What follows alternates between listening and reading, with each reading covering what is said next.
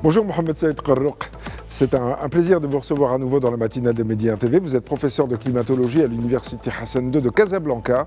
Avec vous, on va se poser cette question qui est un peu sur toutes les lèvres ce matin. C'est pourquoi l'Europe se réchauffe plus vite que le reste de la planète. Alors, le réchauffement, il est estimé à peu près à 1,4 degré pour ce qui concerne l'Europe. C'est un peu moins pour le reste du monde, mais alors que les Européens disent disent un petit peu fort même, on les entend souvent parler de transition énergétique, d'écologie, beaucoup plus que les autres, de transformation même du parc automobile vers un parc électrique, avec même des obligations, l'interdiction du diesel qui est annoncée, même si ça a été repoussé. Bref, finalement, ça ne fonctionne pas. C'est Rachid et bonjour à tous les téléspectateurs de Média TV. Effectivement, ce rapport nous donne une information scientifiquement euh, prouvée. C'est celle de cette augmentation plus rapide au niveau du continent africain vis-à-vis du reste du monde. Et ça se comprend parce que le reste du monde, le monde, c'est toute la planète. Et il faut se rendre compte que la partie sud de l'hémisphère sud, il y a une suprématie des océans et donc un rafraîchissement par rapport à l'hémisphère nord. Et puis, quand on compare avec l'Afrique, le côté sud de l'Afrique, la partie sud de l'Afrique est aussi dans cet océan large, Atlantique et Indien de l'autre côté. Et par conséquent, on va trouver que c'est l'Europe qui se réchauffe le plus par rapport au reste du monde. C'est évident. Par contre, si on se focalise sur la zone équatoriale, on devrait certainement avoir d'autres informations beaucoup plus importantes, peut-être les plus élevées du monde, parce que c'est à cette zone où il y a l'accumulation de l'énergie thermique d'une manière globale au niveau planétaire. Certes, l'Europe se réchauffe beaucoup plus vite que les autres continents et que la planète Terre elle-même. Euh, c'est parce qu'aussi, il y a beaucoup de bétonnage dans ce continent. Il y a aussi beaucoup de concentration des humains, beaucoup d'activités aussi, beaucoup d'avions qui se déplacent dans cet espace. Et tout ceci ensemble fera que la température de l'Europe devrait augmenter. Maintenant, nous avons cette preuve beaucoup plus vite que le reste des continents et le reste du monde. Oui. Voilà. Vous avez parlé de concentration, hein, finalement, concentration humaine, concentration aussi de l'activité, concentration des échanges, etc. Mais il y a des politiques qui sont menées par les Européens pour essayer d'inverser la tendance. Alors, la grande question, c'est est-ce qu'on peut à la fois supposer qu'on peut inverser la tendance, ou en tout cas limiter le réchauffement, et à la fois maintenir une activité économique qui soit au niveau de celle que connaissent les Européens?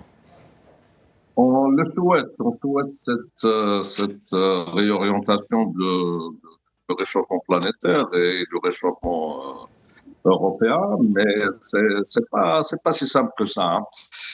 Parce que les processus de ce réchauffement global s'est fait petit à petit à travers les temps, hein. Et c'était minime, hein. Alors maintenant, avec l'augmentation de la concentration des gaz à effet de serre anthropiques dans l'atmosphère, la composition chimique a complètement changé par rapport à ce qu'elle était naturellement, mais aussi les fonctions physiques de cette atmosphère, de même que des fonctions du sol. Et à partir de là, inverser la tendance, c'est quelque chose qui n'est pas si simple que ça, hein. Parce qu'aujourd'hui, on est devant un système qui fonctionne dans sa globalité, hein. Et donc, c'est un système climatique qui est complexe. Et donc, des propositions qui sont faites dans ce sens, c'est celui de la décarbonisation de l'atmosphère, en faisant très attention, parce que cette intervention géo-ingénierie pourrait au début donner l'inverse de ce qu'on souhaite, parce que ces gaz à effet de serre, ils ont aussi l'effet de l'ombrella, c'est-à-dire du parasol qui perturbe le rayonnement solaire qui parvient vers le sol. Et si on le touche sans le savoir, ça va donner tout d'abord à une augmentation du rayonnement visible. Et ça donnerait une augmentation de la température. Mais il faudrait attendre que la planète Terre puisse absorber cette énergie et puis la renvoyer vers l'espace pour que l'atmosphère devrait faire cet effet minimatrice après. Et donc, c'est pas si simple que ça. Non, alors, si on peut, excusez-moi, hein, je vous interromps, mais est-ce qu'on peut, de manière pratique, essayer de comprendre quelles pourraient être les conséquences de ce réchauffement supérieur à la moyenne planétaire? Est-ce que ça signifie qu'il va y avoir des étés suffocants? Est-ce que ça signifie qu'il va y avoir davantage de feux de forêt, par exemple? Est-ce que ça signifie que les populations vont devoir peut-être se déplacer aussi? Tout à fait. Tout ceci est possible, hein. Les scientifiques ont recommandé depuis très longtemps. D'ailleurs, c'est cette recommandation sur laquelle s'est basée le Convention cadre des Nations Unies sur les changements climatiques en 1992, à ce que la température ne dépasse pas les 2 degrés Celsius par rapport à l'époque pré-industrielle. Les scientifiques ne savent pas réellement ce qu'il va y avoir au-delà, mais ils savent parfaitement que ce niveau de température ne laissera pas la possibilité de poursuivre une vie ordinaire telle qu'elle est aujourd'hui. Que va-t-il y avoir? Pour eux, pour les scientifiques, c'est un déballement du climat sur le cycle de l'eau, les sécheresses très profondes, le retour de l'eau beaucoup plus abondant. Et puis, ceci, les humains n'ont pas cette capacité aujourd'hui de s'adapter facilement à cette évolution. Que pourrait-il y avoir? Quand est-ce qu'on atteindra ces 2 degrés Celsius? Les questions n'ont pas toutes les questions n'ont pas forcément de réponse, hein.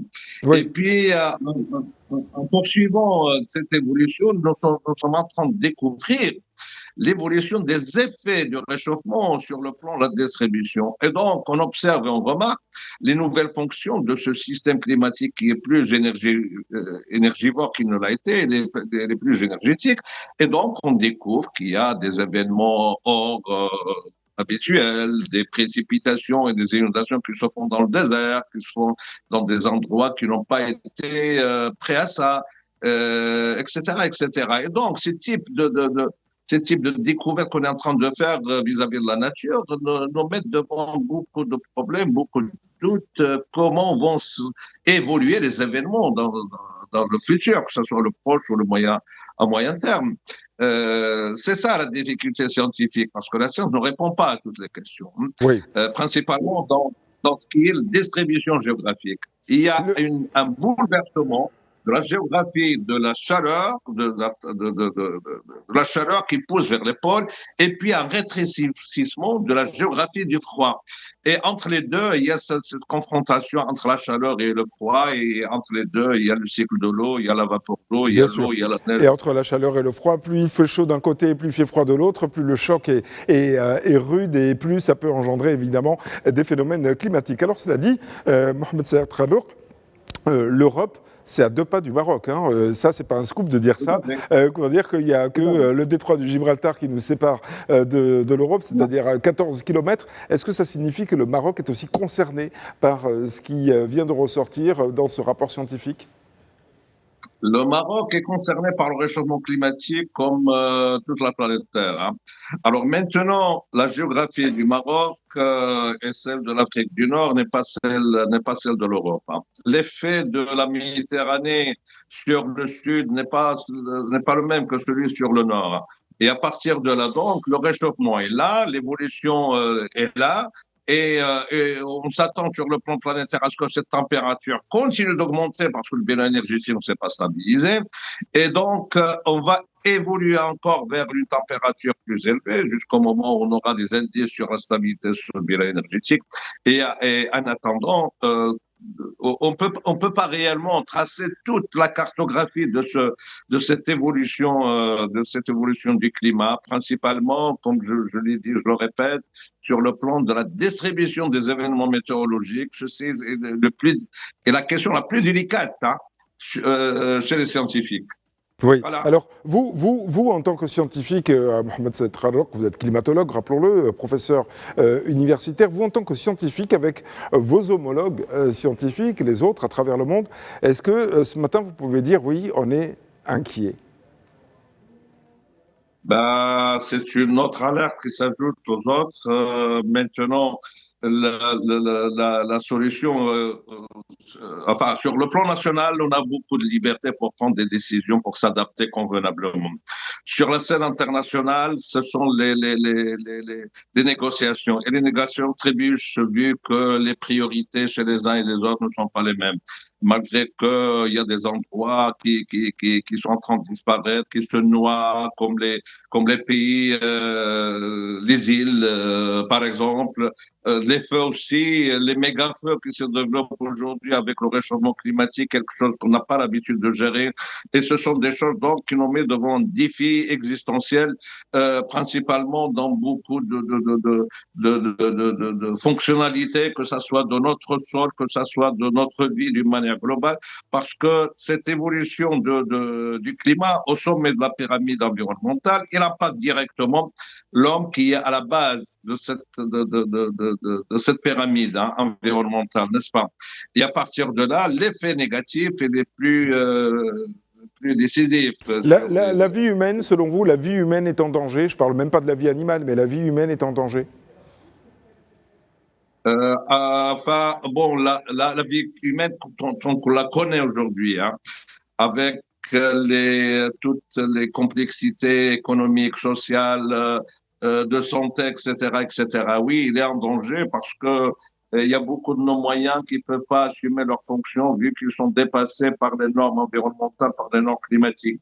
Et la grande difficulté, c'est que toutes ces fonctions, ces systèmes, que ce soit les écosystèmes, les sociosystèmes, mais aussi l'infrastructure, elle a été développée dans un climat qui n'existe plus pendant le 19e, le 20e siècle. Aujourd'hui, on est dans une situation qui n'a jamais été vécue par les humains.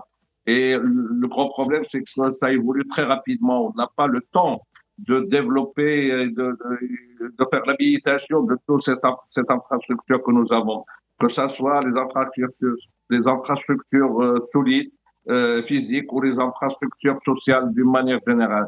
Et donc, à partir de là, le défi est très grand pour tous les humains, que ce soit dans le nord ou dans le sud, sur la planète Terre, et donc une coopération internationale dans ce sens est demandée, est appréciée comme jamais auparavant.